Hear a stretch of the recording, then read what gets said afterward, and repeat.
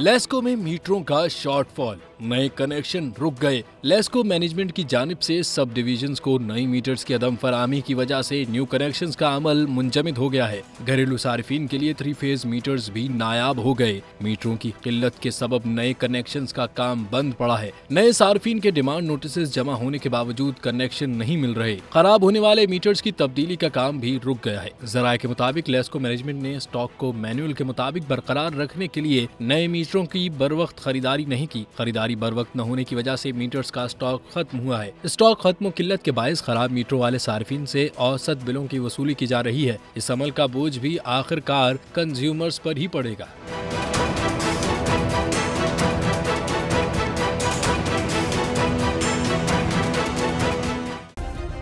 Subscribe करें और bell दबाएं ताकि कोई खबर रह न जाए।